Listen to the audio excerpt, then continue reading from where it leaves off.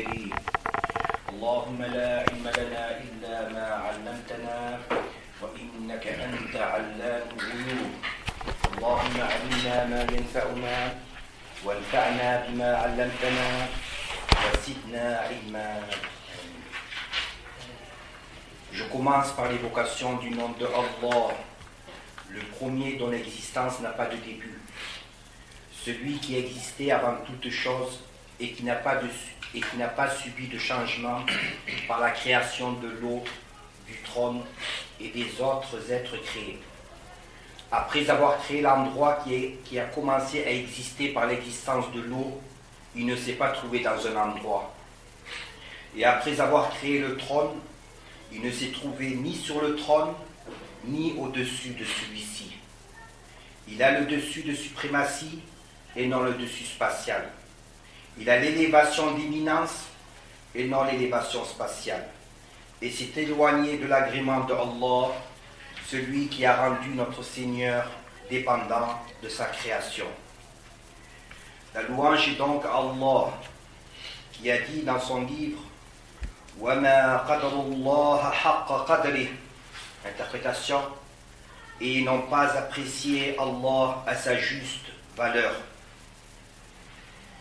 Et il a dit aussi قُلِ ادْعُوا اللَّهَ أَوِ ادْعُوا الرَّحْمَنَ أَيَّمَّا تَدْعُوا فَلَهُ الْأَسْمَاءُ الْحُسْنَى. Interprétation: dit, invoquez-le par Allah ou invoquez-le par le tout miséricordieux, quel que soit le nom qui lui appartient, par lequel vous l'invoquez, il a les noms de la perfection. Il a donc les attributs et les noms de la perfection absolue, dignes de sa réalité et qui sont exempts de toute imperfection. Nous croyons donc aux attributs de notre Seigneur en affirmant qu'ils ne sont pas ceux de la corporalité ou de la description physique.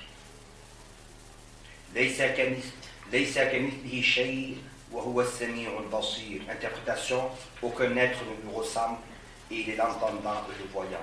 Et que Allah augmente le degré des bénédictions de notre Maître Muhammad sallallahu alayhi wa sallam, qui a dit Al-Anbiya'u ikhwatun li'allat ummahatum shatta wa dinuhum wahid. Interprétation: les prophètes sont frères par leur croyance. Leurs mères sont différentes et leur religion est la même. Qualifiés par la véracité, la fiabilité, la sagacité et la transmission de la révélation, tous les prophètes ont enseigné à leur peuple l'unicité de Allah. Le messager de Allah, sallallahu alayhi wa sallam, a dit أفضل ما قلت أنا والنبيون من قبلي لا إله إلا الله. Interprétation: la meilleure parole que j'ai prononcée, ainsi que les prophètes qui m'ont précédé, est il n'est de Dieu que Allah. Donc aujourd'hui, nous allons continuer la suite du cours de la semaine dernière avec un petit rappel sur les trois catégories de placement de la raison. Nous avions vu la semaine dernière que le jugement rationnel se place en trois catégories. Le nécessaire, dont les savants ont donné comme définition, c'est ceux dont la raison admet obligatoirement l'existence. C'est ceux dont la raison admet obligatoirement l'existence. Par exemple, l'existence d'Allah Ta'ala. La raison admet obligatoirement son existence. Elle n'admet pas autre chose que cela. Ou que Allah Ta'ala n'a pas de commencement. Autre exemple, l'existence d'un corps dans un endroit. La raison, elle admet obligatoirement que s'il y a un corps, alors obligatoirement ce corps il existe dans un endroit. Autre exemple pour cette catégorie, dire que le tout est plus grand que sa moitié. Dire que le tout est plus grand que sa moitié. Donc, dire que une chose entière est plus grande que sa moitié. C'est obligatoirement. Personne dans ce monde va affirmer que la moitié d'une chose est plus grande que cette chose lorsqu'elle est entière. Donc on appelle ça, c'est classé dans le logiquement nécessaire ou le logiquement obligatoire. La deuxième catégorie, c'est le logiquement impossible. C'est le logiquement impossible, dont la définition est ce dont la raison n'admet absolument pas l'existence. C'est ce dont la raison n'admet absolument pas l'existence. La raison dit que ça ne peut pas exister. Exemple à cela, qu'Allah Ta'ala ait un début. La raison n'admet pas qu'Allah Ta'ala ait un début. Le créateur, il crée, il n'est pas créé. Exemple à cela, dans cette même catégorie, l'injustice au sujet de Allah. La raison n'admet pas que Allah Ta'ala soit injuste. C'est impossible selon la raison. C'est impossible selon la raison qu'Allah Ta'ala soit injuste. À ce sujet, il convient d'expliquer ce qu'est l'injustice. L'injustice est injuste celui qui prend le bien d'autrui, celui qui s'accapare du bien d'autrui, ou celui qui autorise, ou celui qui utilise le bien d'autrui sans son autorisation. Celui-là, il est injuste. Et Allah Ta'ala, tout lui appartient. Tout lui appartient. Donc on ne saurait dire de lui qu'il est injuste. L'injustice est impossible au sujet d'Allah. Encore, l'injuste est celui qui est soumis à des lois justes et qui ne respecte pas ces lois. L'injuste, c'est celui qui est soumis à des lois justes et qui ne respecte pas ces lois. Allah Ta'ala, il n'est soumis à aucune loi. Il n'y a pas un être qui lui impose une loi. Donc, il est impossible de dire qu'Allah Ta'ala serait injuste. C'est impossible selon la raison.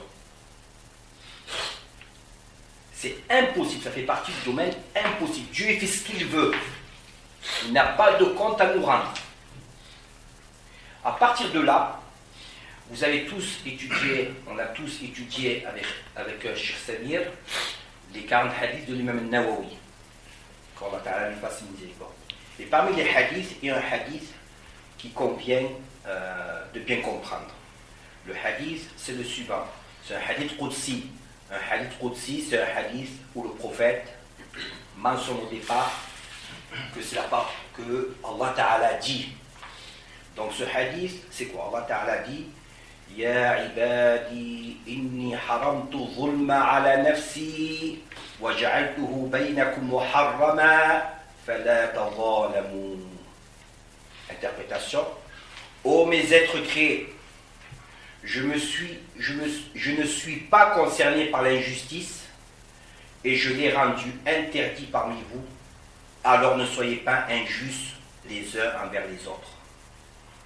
Donc ce hadith, il faut faire très attention parce qu'il y a une erreur qui s'est répandue de dire, parmi les interprétations qui a été données, des mauvaises interprétations, de dire je me suis interdit l'injustice. Ils ont interprété ce hadith pour dire je me suis interdit l'injustice. Dire qu'Allah Ta'ala s'est interdit l'injustice, c'est dire qu'il est probable, c'est possible qu'il soit injuste, mais qu'il ne le fait pas. Et donc ça c'est faux. Allah Ta'ala, il n'est pas injuste. L'injustice est impossible à ce sujet. Donc si vous voyez dans un des livres, ça arrive, des erreurs, donc si vous voyez dans un des livres qui dit que l'injustice est possible au sujet d'Allah Ta'ala, mais que lui-même s'est abstenu, c'est faux. C'est une erreur. Donc ça fait partie de la deuxième catégorie de ce qui est le logiquement impossible, ce dont la raison n'admet absolument pas l'existence. Comme par exemple, un autre exemple, qu'une personne soit à la fois debout et allongée en même temps. C'est impossible. Si la personne est debout, Elle ne peut pas être allongée. En même temps, si elle est allongée, elle ne peut pas être debout. Donc ça, c'est la deuxième catégorie, le logiquement impossible. Ensuite, la troisième catégorie, c'est le logiquement possible ou bien le logiquement probable.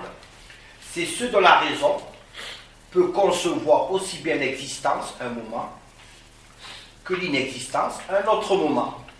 La raison, elle peut concevoir l'existence un moment que l'inexistence un autre moment. Par exemple, l'existence des êtres créés, l'existence, je parle de l'existence des êtres créés, elle est probable. Elle est probable.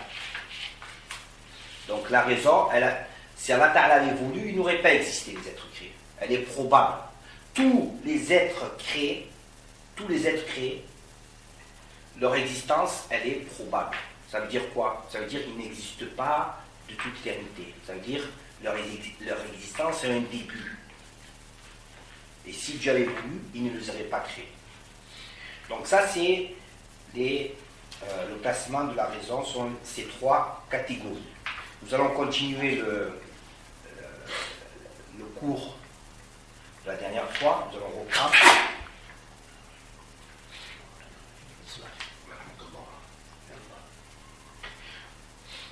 Donc l'auteur, comme je vous disais la dernière fois, je commence par citer la parole de l'auteur en arabe, je donne son interprétation en langue française, et ensuite je donne une petite explication.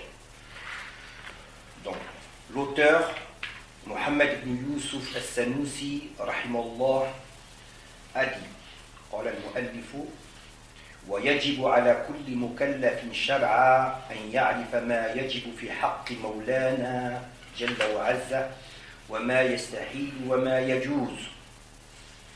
Donc l'auteur a dit, interprétation, il est un devoir religieux pour toute personne responsable de connaître sur notre Maître, lui le majestueux et le tout-puissant, ce qui est nécessaire, impossible à son sujet et ce qui est probable. Et ce qui est probable, sous-entendu qu'il réalise. Et ce qui est probable qu'il réalise. Explication. Donc l'auteur, il a commencé par la parole, il est un devoir religieux. Qu'est-ce que le devoir? La définition du devoir est la promesse de récompense pour celui qui l'effectue. Le devoir, c'est quoi? C'est la promesse des récompenses pour celui qui l'effectue et la menace du châtiment pour celui qui l'abandonne. C'est ça le devoir. Parce qu'on dit qu'il est un devoir pour telle personne de faire telle chose, un devoir religieux bien entendu. Ça veut dire que s'il accomplit, il aura des récompenses. Et s'il abandonne, il est menacé du châtiment. Alors, je dis bien, il est menacé du châtiment. Je vais expliquer pourquoi. Lorsque le devoir est la foi en Dieu et à son messager, alors s'il est délaissé, il ne s'agit pas d'une menace du châtiment. Il ne s'agit pas d'une menace du châtiment. Lorsque le devoir, c'est la foi en Dieu et à son messager, s'il a abandonné ce devoir, s'il n'est pas effectué, alors ce n'est pas une menace du châtiment pour la personne responsable qui meurt en ayant délaissé, mais c'est la certitude du châtiment éternel en enfer. Mais c'est la certitude du châtiment éternel en enfer. Donc, il s'agit d'un devoir, et ce jugement s'appuie sur des textes et non sur la raison. Qu'on dit qu'il est un devoir religieux pour tout responsable de connaître sur notre Maître, lui le majestueux et le tout-puissant, ce qui est nécessaire, impossible à son sujet et ce qui est probable qu'il réalise. Donc, pourquoi on a dit que c'est un devoir? Ce sont les textes. Allah Ta'ala, il dit dans le Coran, فَعَلَمْ أَنَّهُ لَا إِلَهَ إِلَّا اللَّهِ. Interprétation. Et demeure sous la connaissance qui n'est de divinité que Allah. Donc, c'est pour ça que l'auteur, il a précisé, il est un devoir religieux. Il a dit, qu'Allah Ta'ala lui fasse miséricorde, il est un devoir religieux pour toute personne responsable. Pour toute personne responsable. La personne responsable, c'est celle, la loi musulmane, elle considère que la personne responsable est celle qui a réuni trois critères. ce n'est pas réunir un des trois critères, mais qu'elle réunit trois critères. Donc, elle considère qu'une personne a atteint l'état de responsabilité. Et qu'est-ce que l'état de responsabilité? C'est un état où la personne devra rendre des comptes au sujet de sa croyance, de ses actes et de ses propos. A-t-il accompli tous les devoirs? S'est-il éloigné de tous les interdits? Donc c'est ça l'état de responsabilité, c'est que la personne, elle sera amenée à rendre des comptes en ce qui concerne sa croyance, en ce qui concerne ses actes, et en ce qui concerne ses paroles. Donc la loi musulmane considère qu'une personne a atteint l'état de responsabilité dès lors qu'elle est pubère. On a dit qu'il faut qu'elle réunisse trois critères. Pubère, saine d'esprit, et qu'elle a reçu l'appel à l'islam. Et qu'elle a reçu l'appel à l'islam. Donc la puberté chez l'homme, la puberté, elle est atteinte chez le garçon par l'arrivée d'un...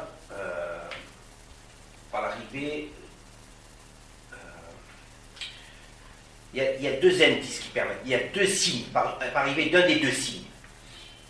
Donc la puberté chez le garçon, elle est atteinte lorsqu'on voit apparaître un des deux signes. Soit il y a une émission du liquide de reproduction, elle manie, soit à défaut, c'est-à-dire s'il ne constate pas, si le jeune garçon ne constate pas une émission de liquide de reproduction, la loi musulmane, elle considère qu'à 18 ans lunaire, il est pubère. La loi musulmane, elle considère, même s'il n'a pas eu d'émission de liquide de reproduction. Donc, s'il a eu une émission de liquide de reproduction à 12 ans, il est pubère à 12 ans. Il est pubère à 12 ans. Est-ce qu'il est responsable? S'il réunit deux autres conditions, il sera responsable.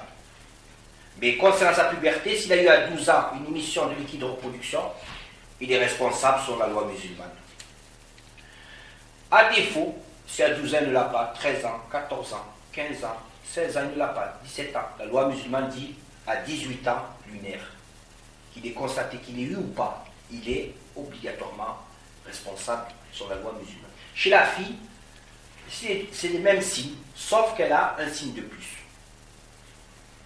D'accord? Chez la fille, c'est exactement les mêmes signes. Soit elle est pubère parce qu'elle a constaté une émission du liquide de reproduction,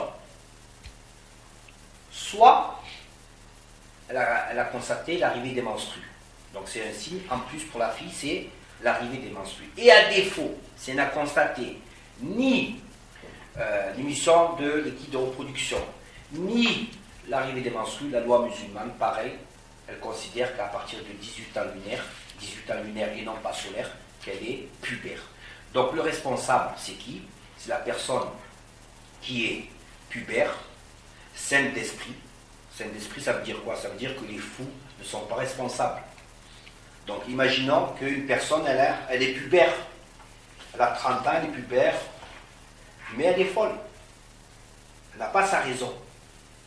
Eh bien, elle n'est pas responsable. C'est vrai qu'elle est pubère, mais est-ce qu'elle est responsable? Non. Parce qu'on a dit que le responsable est celui qui a réuni les trois critères. Saint d'esprit, pubère, et qui a reçu l'appel à l'islam. Et le troisième critère, c'est avoir reçu l'appel à l'islam. Donc une personne qui est pubère, saine d'esprit, mais qui n'a jamais reçu l'appel à l'islam, eh bien, cette personne, la loi musulmane, qu'est-ce qu'elle dit? Elle dit que cette personne n'est pas responsable. Allah Ta'ala a voulu que cette personne ne soit pas responsable. Comment on le sait? Par les textes. On le sait par les textes. Donc, la loi musulmane considère qu'une personne a atteint l'état de responsabilité dès lors qu'elle est pubère, saine d'esprit, et qu'elle a reçu l'appel à l'islam. Si une personne réunit ces trois conditions, elle est responsable. Et elle est désormais tenue d'accomplir tous les devoirs religieux et d'abandonner toutes les interdictions religieuses, qu'elles soient arabes ou non. Qu'elles soient arabes ou non. D'accord? Ça veut dire quoi? Que tout le monde, toute personne responsable, il doit accomplir tous les devoirs qu'Allah Ta'ala lui ordonne d'accomplir. soit un arabe ou non. Ça veut dire quoi? Ça veut dire que les non-musulmans, ils doivent faire le jeûne de Ramadan. Ils doivent croire à Allah Ta'ala. La première des choses, le premier des devoirs, c'est de croire à Allah Ta'ala. Et s'ils ne font pas ces devoirs, ils seront châtiés pour cela. Ils seront châtiés pour cela. Parce qu'ils n'ont pas, au regard de la loi musulmane, ils n'ont pas le droit d'adorer notre Allah Ta'ala. Donc les paroles qui disent, ouais, ils ont le droit d'avoir leur religion, d'adorer Bouddha, ils n'ont pas le droit au regard de la loi musulmane. Donc si la personne veut parler au regard de la loi française, elle a le droit d'être chrétienne, non, au regard de la loi française. Elle a le droit d'être chrétienne. Au regard de la loi américaine, elle a le droit par exemple. Ou d'un autre pays. Quelqu'un qui parle comme ça, il parle selon les droits du pays. Mais pour Allah Ta'ala, est-ce qu'elle a le droit de choisir une autre religion que l'islam? Non. Non. Pour Allah Ta'ala, elle n'a pas le droit. Comme pour la loi française, la consommation de cannabis est interdite. C'est pour la loi française. Au Danemark, la consommation, ou autre pays, la consommation du cannabis, elle est autorisée. Ça, ce sont les lois pour la France, les lois pour le Danemark. Pour Allah Ta'ala, nul n'a le droit d'adorer un autre que lui. Si les non-musulmans avaient le droit d'adorer un autre que Allah Ta'ala ne nous aurait pas châtiés. Donc pour Allah Ta'ala, ils n'ont pas le droit de choisir notre religion que l'islam. Ça ne veut pas dire que s'ils choisissent notre religion que l'islam, on va les massacrer. On ne parle pas ça, on parle en termes de loi. Allah Ta'ala, qu'est-ce qu'il dit dans le Coran? Inna dina indallah l'islam. Certes, la religion créée par Allah est l'islam. Et qu'est-ce qu'il dit dans le Coran? وَمَنْ يَبْتَغِ غَيْرَ الْإِسْلَامِ دِينًا فَلَنْ يُقْبَلَ مِنْهُ وَهُوَ فِي الْآخِرَةِ مِنَ الْخَاسِرِينَ. Interprétation, et celui qui choisit une autre religion que l'islam, cela ne lui sera pas agréé. Il sera dans l'autre monde parmi les perdants. Donc le mukallaf, il doit accomplir tous les devoirs. Et les non-musulmans sont concernés par le devoir du jeûne. Ils sont concernés par le devoir de la prière, des saintes prières. S'ils ne le font pas, chaque fois qu'ils ne le font pas, ils commettent un péché. Chaque fois qu'ils ne le font pas, ils commettent un péché. Et nous, si nous les voyons qui ne jeûnent pas Ramadan, nous n'allons pas leur dire venez faire Ramadan. Parce que Ramadan n'est pas valable. Si parmi les conditions de validité de Ramadan, c'est être musulman. Nous n'allons pas les appeler à faire Ramadan, mais nous n'allons pas les aider à manger pendant Ramadan. La preuve que les koufars, que les non-musulmans sont concernés par les lois, dans le Coran, lorsqu'il est demandé aux gens de Saqar, qu'est-ce qui vous a fait entrer dans Saqar?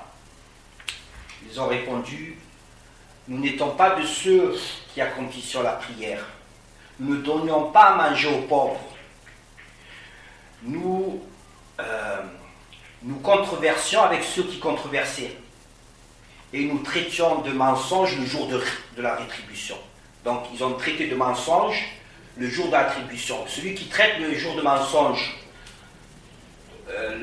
celui qui traite le jour de la rétribution de mensonge, le jour du jugement, c'est quoi son jugement? C'est qu'il est non musulman. Et malgré cela, qu'est-ce qu'on dit? On est aussi châtié parce que nous ne faisons pas la prière. Donc, قال الله تعالى ما سلككم في سقر قالوا لم نكن من المصلين ولم نكن نطعم المسكين وكنا نخوض مع الخائضين وكنا نكذب بيوم الدين حتى أتانا اليقين فما تنفعهم شفاعة الشافعين. Alors qu'est-ce qu'ils ont dit? Ils ont dit, il leur a été demandé, qu'est-ce qui vous a introduit à Saqar, dans l'enfer? Ils diront, nous n'étions pas de ceux qui faisaient la prière. Donc ils sont jugés pour leur abandon de la prière. Et nous ne nourrissions pas le pauvre. C'est-à-dire, il ne payait pas zakat. Il ne payait pas zakat. Et nous controversions avec ceux qui controversaient dans ce qui est faux. Il parlait dans ce qui est faux. Et nous traitions de mensonges le jour de la rétribution. Et donc on considérait que le jour du jugement, ils considéraient que le jour du jugement était mensonger, que ce n'était pas vrai. Jusqu'à ce que nous vînt Al-Yaqin. Al-Yaqin, c'est la certitude, ici ça veut dire la mort. Jusqu'à ce que nous vînt la mort. Et pour ces gens-là, ils ne bénéficieront d'aucune intercession. Il ne faut pas croire que quelqu'un va intercéder pour les non-musulmans, mais ce ne sera pas accepté. Ça veut dire ici qu'ils ne bénéficieront d'aucune intercession. Et celui qui ne bénéficiera d'aucune intercession, alors il ne tirera pas profit de l'intercession. C'est ce qui est visé. Donc dans ces paroles du Coran, il est clair que le non-musulman, il est concerné par l'application des lois de la charia selon la loi de l'islam, pour Allah Ta'ala. On ne parle pas pour les lois de tel pays ou tel pays. Pour les lois de tel pays, quelqu'un qui veut faire la fornication, c'est autorisé. Donc quelqu'un qui va parler va dire oui, en France, la fornication est autorisée. Ou bien il va dire en France, il a le droit d'être chrétien, il a le droit d'être bouddhiste, il a le droit d'être athée pour la France. Mais pour Allah Ta'ala, on parle du paradis. Qui est le créateur du paradis? C'est Allah, il appartient à Allah Ta'ala. Mais c'est lui qui décide, qui a décidé de toute éternité qui va entrer ou non au paradis. Mais pour Allah Ta'ala n'accepte que la religion musulmane. Et celui qui viendra, qui est responsable avec une autre religion que l'islam, alors il aura tout perdu. Il ira éternellement en enfer, il n'y sortira plus à jamais. On parle bien entendu pour la personne responsable. Donc l'auteur, on a dit, il a dit ويجب على كل مكلف شرعا أن يعرف ما يجب في حق مولانا جل وعز وما يستحيل وما يجوز. Donc il a dit, il est un devoir religieux, interprétation, il est un devoir religieux pour toute personne responsable de connaître notre maître, lui le majestueux et le tout-puissant, ce qui est nécessaire, impossible à son sujet et ce qui est probable qu'il réalise. وكذا يجب عليه أن يعرف مثل ذلك في حق الرسل عليهم الصلاة والسلام. De même, il lui est un devoir de savoir cela sur les messagers, que Allah Ta'ala leur accorde davantage de miséricorde et de sérénité. Explication. Donc là, l'auteur,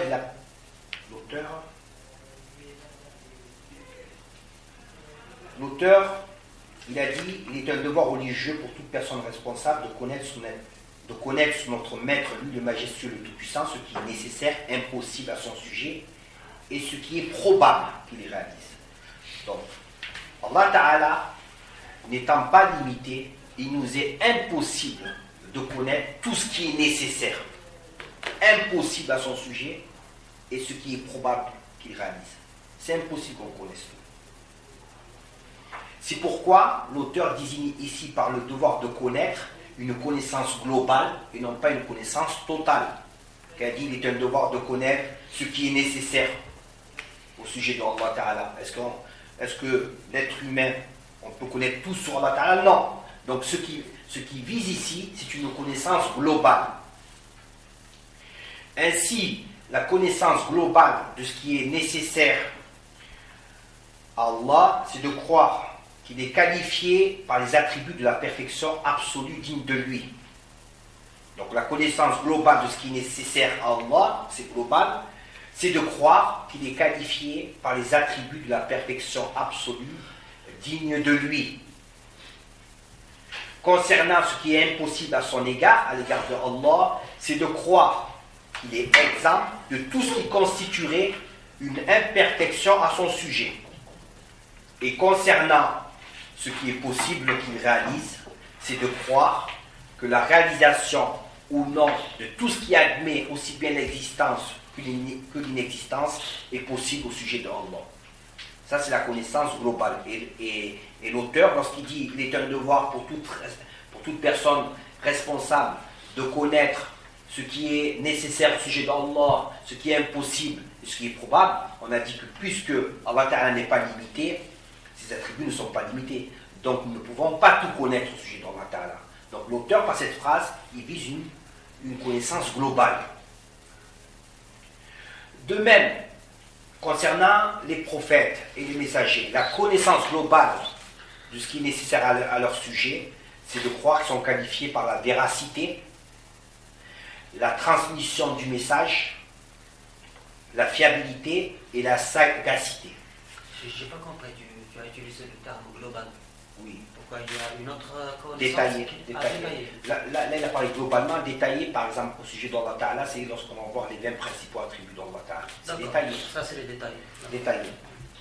Donc, de même, s'agissant des prophètes et des messagers, la connaissance globale de ce qui est nécessaire à leur sujet, c'est de croire qu'ils sont qualifiés par la véracité, la fiabilité, la transmission du message et la sagacité. La sagacité, ça veut dire l'extrême intelligence. Concernant ce qui est impossible à leur sujet, c'est de croire qu'ils ne sont pas qualifiés par le mensonge, la trahison, la dissimulation de ce qui leur incombe de transmettre et le manque d'intelligence. Et concernant ce qui leur est possible, c'est de croire qu'ils peuvent être atteints par ce qui touche les humains. Ils peuvent être touchés, les prophètes, parce qu'ils touchent les humains, parce que ce sont des humains, bien sûr pas comme les autres humains, mais ils restent des humains, leur nature est humaine, à condition qu'il ne s'agisse pas de ce qui déprécierait, de ce qui diminuerait leur haut degré. Par exemple, les prophètes sont des humains. Bien entendu, ils ne sont pas comme les autres humains, mais ils ont une nature humaine. Donc c'est possible qu'ils soient touchés par la maladie. Mais il y a une condition, à condition que cela ne diminue pas leur degré. Donc pas des maladies qui rabaissent leur degré. Il y a des maladies qui rabaissent le degré. La personne n'est pas responsable si elle est touchée par une maladie. Mais il y a des maladies que lorsque la personne elle a, ça, aux yeux des gens, cette personne, elle est méprisée. Pas de tous les gens, c'est-à-dire qu'ils s'éloignent d'elle. Et le but de l'envoi des prophètes, c'est d'attirer les gens, de faire la paix. Donc toute maladie qui serait une entrave à leur mission de prophète, ça proscrire à leur sujet. Comme par exemple la lèpre. Quelqu'un qui a la lèpre, il s'échappe les gens de lui. Donc, du fait de leur nature humaine, ils sont touchés par ce qui touche, par ce qui est touché, par ce qui touche les humains, mais ils sont des prophètes. Donc, à condition que ce qui les touche ne rabaisse pas leur degré de prophète. Ceci est la connaissance globale qui incombe à toute personne responsable de connaître, que l'auteur va détailler en commençant par citer les 20 attributs de Allah. Donc il va détailler cette connaissance globale. Il a dit, l'auteur, فَمِمَّا يَجِبُ لِمَوْلَانَا جَلَّ وَعَزَّ 20 صِفَةً. Interprétation, parmi les attributs de notre maître, lui, le majestueux et le tout-puissant, il est un devoir d'en connaître 20. Il est un devoir d'en connaître 20. Explication. Les théologiens, c'est-à-dire, moi quand je parle de théologiens, je vise les savants spécialistes de la croyance musulmane, bien entendu. Donc les théologiens, c'est-à-dire les savants spécialistes de la croyance, emploient le terme attribut, sifa, ils emploient le terme sifa, aussi bien pour celui qui est de toute éternité, c'est-à-dire aussi bien pour Allah que pour un être créé. Donc ils emploient ce terme sifa, que nous avons traduit, moi et Cheikh Samir, par attribut, il emploie aussi bien pour Allah Ta'ala que pour un être créé. Donc ils emploient le même terme. Mais lorsque ce terme est employé pour ce qui se rapporte à l'être même du Créateur, pour ce qui se rapporte à l'être même du Créateur, il désigne un attribut de toute éternité. Lorsque ce mot sifa est employé pour parler l'être même du Créateur, eh bien, il désigne quoi? Ça, il désigne un attribut de toute éternité, sans commencement et sans fin, et non corporel. Et lorsqu'il est employé pour ce qui se rapporte à un être créé, lorsqu'on l'emploie pour un être créé, par exemple, je dis un tel est beau, un tel est courageux, ce sont des attributs, la beauté, le courage. Lorsqu'on l'emploie pour un être créé, alors cet attribut, il a un commencement. Cet attribut, il a un commencement. Et c'est logique, parce que ce qui a un commencement, forcément, il est caractérisé par des attributs qui ont un commencement. Quelqu'un, il ne peut pas, un être créé, il ne peut pas avoir un attribut qui est toute éternité. Comment l'attribut l'a devancé? Il n'existait pas, son attribut, alors qu'il n'existe pas, on le verra, l'a devancé. Donc on verra que pour les attributs des êtres créés, on verra les attributs des êtres créés, on rentrera plus dans les détails, mais lorsqu'on emploie ce terme attribut, pour les êtres créés, ça désigne un attribut qui a un commencement. Et lorsqu'on emploie ce terme pour l'être de Allah Ta'ala, ça désigne un attribut qui est de toute éternité, sans commencement et sans fin, et non corporel, qui ne renvoie pas à des corps. En revanche, les théologiens, ils emploient le terme arad, que nous avons traduit par caractéristique. Arad, uniquement pour les êtres créés, et non pas pour le Créateur. Car ce terme désigne ce qui est marqué par le début. Donc nous, ce que nous avons fait dans le livre, c'est que lorsqu'on va parler des attributs des êtres créés, on peut utiliser le mot attribut, il n'y a pas de problème, parce qu'il peut s'employer, mais on emploiera aussi le mot caractéristique. Les caractéristiques. Par contre, pour Allah Ta'ala, pour respecter la méthodologie suivie par ces savants, on n'emploiera que le mot attribut pour Allah Ta'ala. Et le mot attribut pour autre que Allah, il signifie quoi?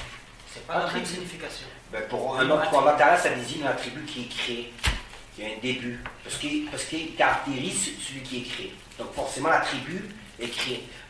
L'attribut qui se rapporte à l'être, qui caractérise celui qui n'a pas de début, il n'a pas de début. Donc, c'est pour ça que dans le cours, lorsque nous parlerons d'Allah Ta'ala, les attributs d'Allah Ta'ala, nous emploierons le mot attribut. Donc, il n'a pas le même sens quand on parle d'Allah que quand on parle de... C'est ce que j'ai expliqué. Voilà. Par contre, le mot, le terme caractéristique, on ne l'emploiera que pour les êtres créés. C'est ce que nous avons choisi. Si quelqu'un demain nous dit Dieu, il a des caractéristiques, on ne va pas dire... ouais. Nous, on a choisi cette terminologie justement pour faire cette différence. Parce que les savants, ils ont fait la différence entre sifa et arad. Donc nous, pour faire cette différence, pour rester dans la lignée de ces savants, on a dit sifa, on va l'interpréter par attribut.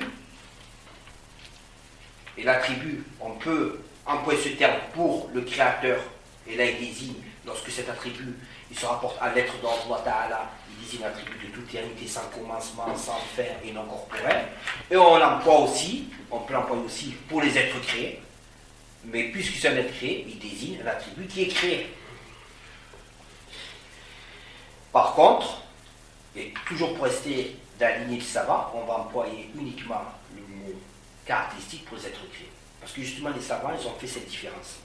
Ils ont utilisé sifa pour Allah Ta'ala, les êtres créés, et arad uniquement pour les êtres créés. Donc c'est pour ça que nous allons faire de même, Inch'Allah.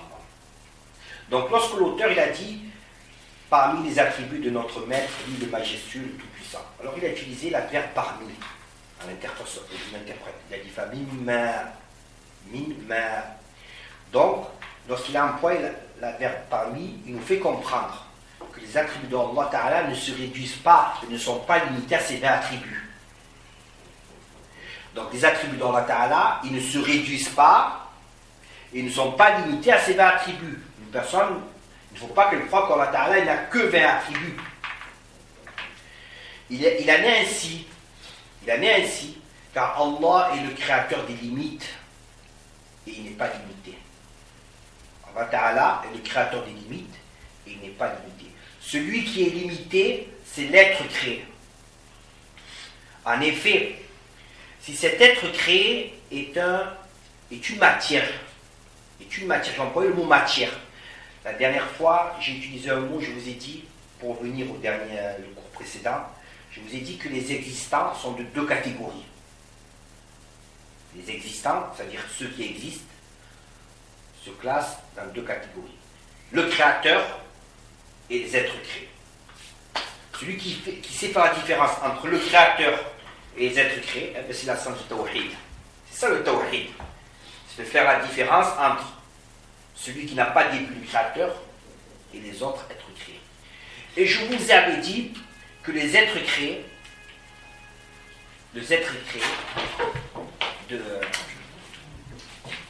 je vous avais dit que les êtres créés se divisent en deux catégories, en deux grandes catégories. J'avais employé le mot corps, je reviens, je n'emploie pas le mot corps. En arabe, on va dire jim, que nous avons interprété par matière, et les caractéristiques de la matière. Donc les êtres créés, ils sont de deux catégories. La catégorie du jim, qui est interprétée par matière, quelqu'un pourrait l'interpréter par substance, il n'y a pas de problème. Mais moi, je vais utiliser le mot matière lorsque je parlerai du jim. Et la deuxième catégorie des êtres créés, c'est les caractéristiques de ces matières. On ne trouve pas autre chose parmi les êtres créés. On ne trouve pas autre chose. Après des êtres créés, il y a des divisions. Il y a les humains, il y a les végétaux, il y a les objets. Mais quand on revient à la base, les êtres créés, lorsqu'on dit, ils sont de deux catégories. Soit c'est une matière, soit c'est une caractéristique de la matière.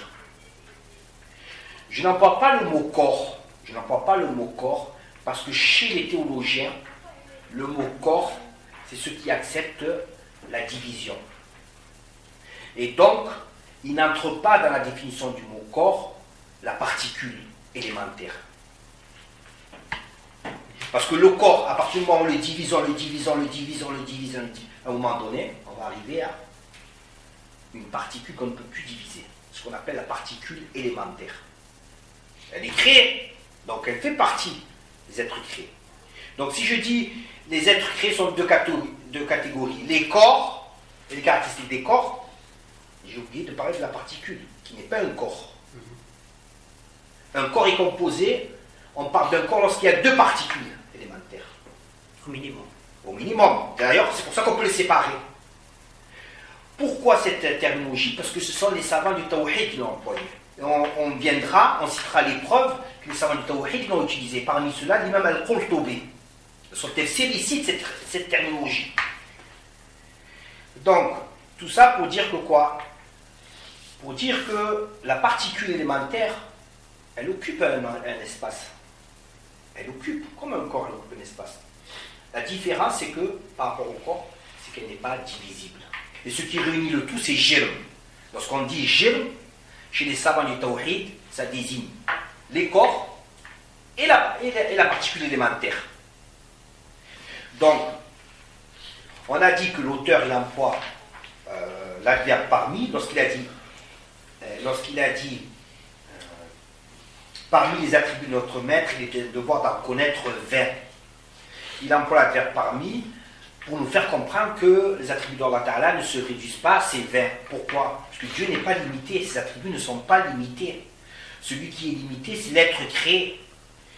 Donc, en effet, si cet être créé est un jinn, on va dire, est une matière, il est limité dans un lieu, du fait de ses proportions, sa largeur, sa longueur, son épaisseur, pour les corps.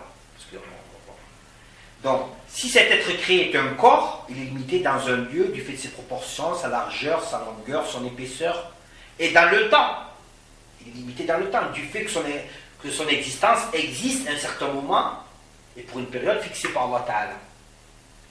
Donc, l'être créé, lui, il est limité. Pourquoi il est limité, l'être créé? L'être créé qui est le corps. Pourquoi il est limité? Parce qu'il existe dans un endroit. Il est limité parce qu'il a un début, donc il y a un commencement. Mais Allah Ta'ala, il est le créateur des endroits. Il n'a pas de corps, donc il n'est pas limité. Il existe de toute éternité, il n'a pas de début, donc il n'est pas limité par le temps. Donc les attributs d'Allah Ta'ala ne sont pas limités. Donc, on a dit, pour revenir, celui qui est limité, c'est l'être créé. En effet, si cet être créé est une matière, il est limité dans le lieu et dans le temps, du fait que son existence existe à un certain moment et pour une période fixée par Allah. Sa période, ça peut être à l'éternité. Le paradis, il est limité, il a un commencement, donc il y a une première limite, mais Allah Ta'ala a fixé sa période quoi? À l'infini. Et si cet être est une caractéristique de la matière, alors il est limité par l'existence de la caractéristique qui caractérise. Pourquoi? Parce qu'on a dit que la matière, les savants, les théologiens, lorsqu'ils parlent de la matière, il dit c'est ce qui existe par lui-même, qui n'a pas besoin d'un sujet pour exister. Il n'a pas besoin d'un sujet. Alors que la caractéristique, elle a besoin d'une matière pour exister. La caractéristique, elle a besoin d'une matière. Par exemple, ce verre, j'allais dire verre, mais bon, ce verre. Voilà, ce gobelet ou ce gobelet vert. La couleur verte est une caractéristique du gobelet. Et sans leur gobelet, elle ne peut pas exister. Donc elle a besoin d'une matière pour qu'on parle de couleur verte. Par contre, le gobelet, c'est la couleur verte, il peut exister. Il peut exister avec une couleur marron, jaune, blanche. Donc, lorsqu'on parle, les ulama, lorsqu'ils parlent de la matière, ils expliquent c'est quoi la matière. Et la matière, on peut la trouver sous la forme gazeuse, liquide.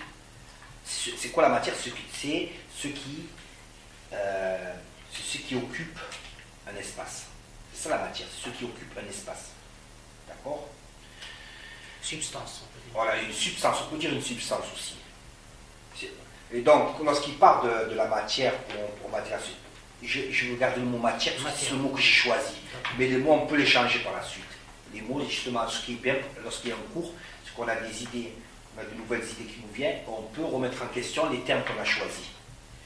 Mais donc, lorsqu'il parle de la matière, jim en arabe, il dit c'est ce qui existe par lui-même, c'est-à-dire qu'il n'a pas besoin d'un sujet pour exister. Et lorsqu'il parle des caractéristiques, il dit c'est ce qui a besoin d'une matière pour exister. Donc, quant à Allah, il a créé les corps et leurs caractéristiques, il n'est donc pas un corps ou une de ses caractéristiques, il n'est donc pas limité. Pourquoi on dit ça? Parce que pour dire que quand l'auteur l'a dit parmi ce qui est un devoir de connaître 20 attributs, pour ne pas croire que Allah Ta'ala n'a que 20 attributs, ou que les attributs de Allah Ta'ala sont limités. Donc les attributs de Allah ne sont donc pas circonscrits pour être limités à 20. Mais étant donné que ces attributs ont été répétés de nombreuses fois dans les textes religieux, les savants ont déduit qu'il était un devoir pour toute personne responsable de les connaître. Et parmi ces savants, l'auteur de ce traité de croyance. Donc, parmi ces savants qui ont dit qu'il faut connaître 20 attributs, l'auteur de ce traité de croyance. Et les autres savants, qu'est-ce qu'ils ont dit? Ils ont dit 13. On va voir pourquoi. Les autres ont ajouté 7 de plus. Parce qu'aux 7 attributs significatifs, ce fait Ma'ani, ils ont ajouté dans leur explication les attributs signifiants. Donc, ces 7 attributs significatifs, Ma'ani, il y a quoi? Il y a la puissance, il y a la volonté, il y a la parole, l'ouïe, la vue et la science. Et la science et la vie. Donc ça fait 7. Donc les premiers savants qui ont dit sont 13 attributs, ils ont cité ces 7. Ils ont cité ces 7, ils ont cité les attributs d'exemption, les 5 attributs d'exemption, et ils ont cité l'attribut nefsiya, l'existence. Ça fait 13. Les autres, ils ont dit, oui, Allah Ta'ala est l'attribut de la puissance, mais puisqu'il attribue la puissance, il est puissant. Puisqu'il attribue la volonté, il est voulant. Donc ils ont dit, puissant, voulant, parlant, sachant, entendant, vivant. Ils ont dit que ce sont des attributs signifiants. Ce sont des attributs signifiants. Pourquoi? Ils sont liés, nous on les appelle signifiants, parce qu'ils sont liés aux attributs significatifs. Ça dit inhérent. Ça dit inhérent. C'est-à-dire qu'ils sont lazima. Lazima, voilà. Inhérent aussi. Inhérent, c'est très bien. Pour ne pas confondre significatif, signifiant, on peut. On cherchera si. L'autre terme, il est inhérent, c'est plus. Non, c'est le hajj d'ordine que tu dis, non, c'est lazima. Lazima. Il a expliqué, s'il est puissant, s'il a la puissance, c'est que c'est inhérent. Lazima, il est puissant. Donc, pour dire quoi les termes, on les a choisis. Et si quelqu'un a de meilleures propositions, c'est ouvert les propositions. Nous, on n'a pas dit, bon, on va choisir ce terme. On a regardé des encyclopédies, des recherches, moi et Cheikh Samir, des fois on est resté des mois pour trouver un mot. Ça ne veut pas dire qu'on est resté que sur ce mot, on a fait d'autres choses. Mais chaque fois qu'on a pensé sur le sujet, on est resté une longue période pour trouver le mot qui convient. C'est pas pour rien lorsque je vous dis les attributs qui se rapportent à son être. Pour vous, ça paraît une phrase comme ça, mais pour moi et pour Cheikh Samir, il y a une signification. Parce qu'on va voir qu'il y a des attributs d'action. C'est toute une terminologie qu'on n'est pas encore entré dedans. On n'est pas encore entré dedans, mais lorsqu'on l'expliquera, vous verrez, c'est très facile. C'est très facile. Et donc, s'il y a de meilleurs termes, il n'y a pas de problème. L'essentiel, c'est qu'on comprend, que ce soit cohérent, que la croyance elle est cohérente et qu'on n'emploie pas des termes qui ne sont pas convenables. Donc, nous disions.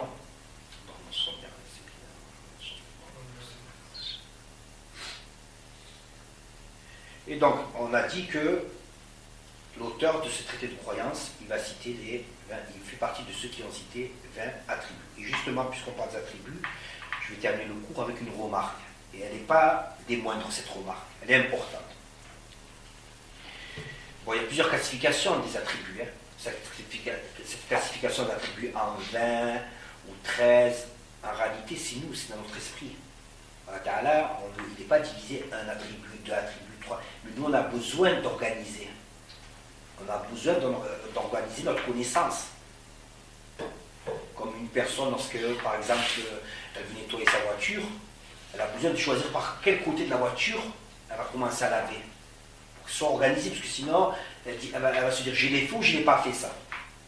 Ou quelqu'un qui veut essuyer un parquet, un sol, il va organiser par où je commence. Ah, cette partie, je commence, et après, je fais deuxième, troisième. C'est pareil, c'est nous. On a classé dans notre esprit 20 attributs. Mais Allah Ta'ala, en réalité, ces attributs ne sont pas limités, ils ne sont pas 1, 2, 3. D'accord? Donc, il y a plusieurs classifications des attributs. Là, je vais vous donner une classification, c'est important de savoir ça. C'est important pour bien comprendre les textes. Donc, les savants ont aussi classé les attributs d'Allah en deux catégories. En deux catégories. Donc, tout à l'heure, on parlait des 20 attributs d'Allah Ta'ala. Là, on parle des attributs. Les attributs,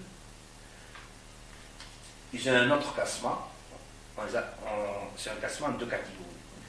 La première catégorie sont les attributs se rapportant à l'être même de Allah. À l'être même de Allah. Qu'on appelle sifat ou zat. Les attributs qui se rapportent à l'être de Allah. À l'être avec un grand E majuscule. L'être de Allah. Et pour lequel il est impossible que Allah Ta'ala soit qualifié par leur contraire. Donc c'est quoi ce fait de zat? Ce sont les attributs d'Allah Ta'ala qui sont rapportés à son être et qu'il est impossible qu'on qualifie Allah Ta'ala par son contraire.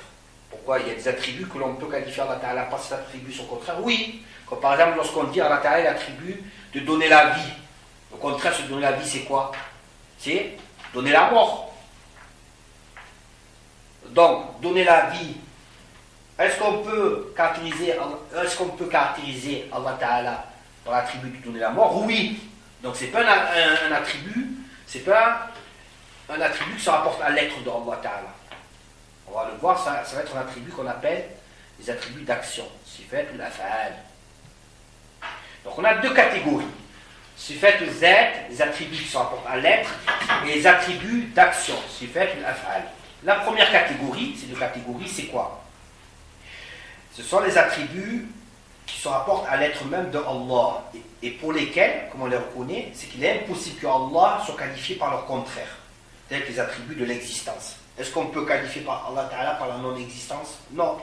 L'attribut de la science, est-ce qu'on peut qualifier Allah Ta'ala par l'ignorance? Non. Donc, ils font partie de ce qu'on appelle les attributs se rapportant à l'être même de Allah, en arabe, sifat ou zed. C'est la première catégorie. La deuxième catégorie, c'est les attributs d'action, sifat ou af'al, pour lesquels il est valable que Allah soit qualifié par leur contraire, tels que donner la vie et son contraire, donner la mort. Allah Ta'ala, il dit dans le Coran, وَالَّذِي يُحْيِي وَيُمِيتُ وَالَّذِي يُحْيِي وَيُمِيتُ. Interprétation, c'est lui qui donne la vie et la mort. Donc ce sont les deux catégories. Les attributs qui se rapportent à l'être même de Allah, qu'on appelle Sifat al-Zat, et les attributs d'action qui s'appellent Sifat al-Af'al. Ce sont les deux catégories. Donc sachant ces deux catégories, il est à savoir que les savants de Ahl Sunnah, qu'il s'agisse des Ash'arites ou des Maturidites, sont unanimes, pour affirmer que tous les attributs qui se rapportent à l'être même de Allah, Sifat ou Zat, sont sans commencement et sans fin. Ils sont aussi unanimes pour affirmer qu'il ne survient aucun changement à l'être de Allah. Donc, Sifat al-Zat, en parlant de Sifat al-Zat, tous les savants sont unanimes que ces attributs ne changent pas, que ces attributs n'ont pas de commencement, que ces attributs n'ont pas de fin. Il y a unanimité, il n'y a pas de divergence sur Sifat al-Zat. Maintenant, concernant Sifat al-Af'al, les attributs d'action, ils n'ont pas été vus de la même manière par les différents groupes de savants. C'est pour ça qu'il y a divergence. Mais en réalité, ils se rejoignent. Les points se rejoignent. On va expliquer. Ensuite, ces savants, ils ont divergé pour considérer si les attributs d'action, sifat ou af'al, étaient en soi des attributs distincts de la toute-puissance de Allah, ou s'ils étaient seulement les expressions ou effets de l'attribut de la puissance. Ça veut dire que sifat ou af'al, une catégorie de savants, ils ont considéré que c'est des attributs sans début, sans fin. Une autre catégorie, ils ont dit, en fait, ce qu'on appelle af'al, c'est l'expression de la puissance, la manifestation de la puissance de Allah. Ils ont dit, donner la vie, c'est par la puissance d'Allah Ta'ala qu'il a donné la vie. C'est par sa puissance. Les autres ont dit, non, donner la vie, c'est un attribut. Donc ceux qui ont dit c'est un attribut, ils ont dit, il n'a pas de début, il n'a pas de fin.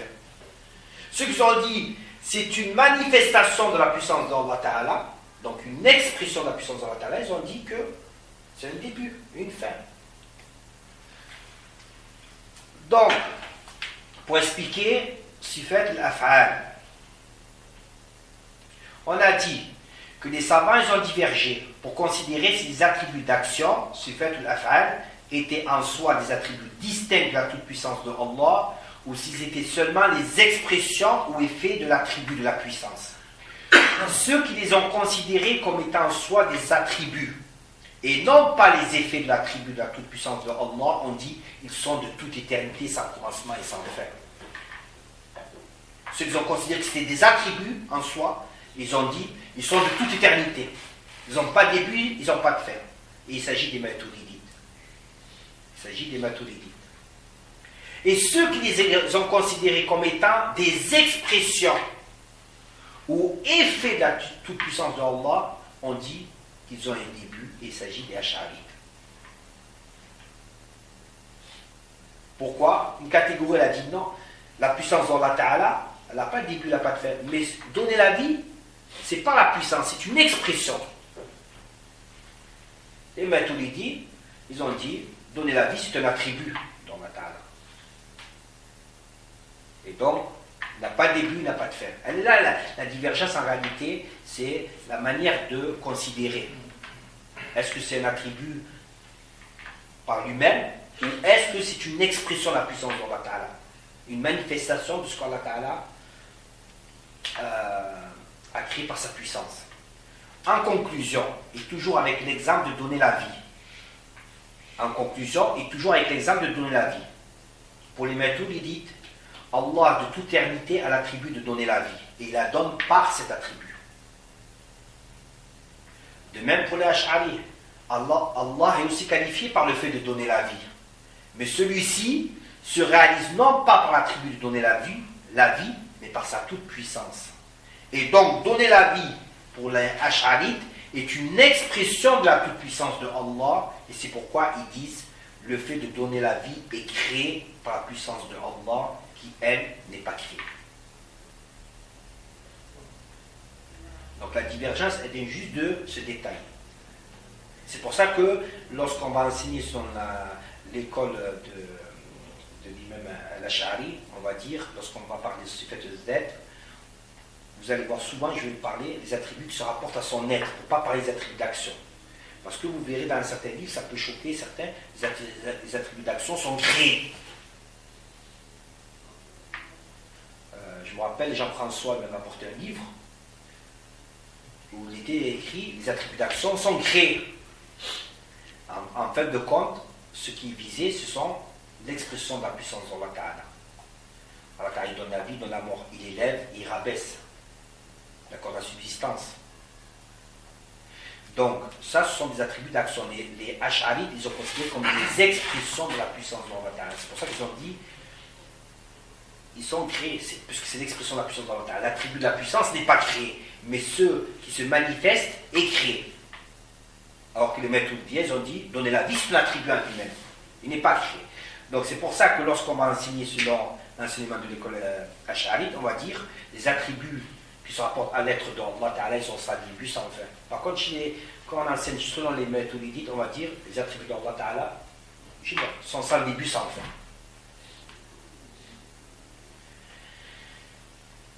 Y a-t-il des questions?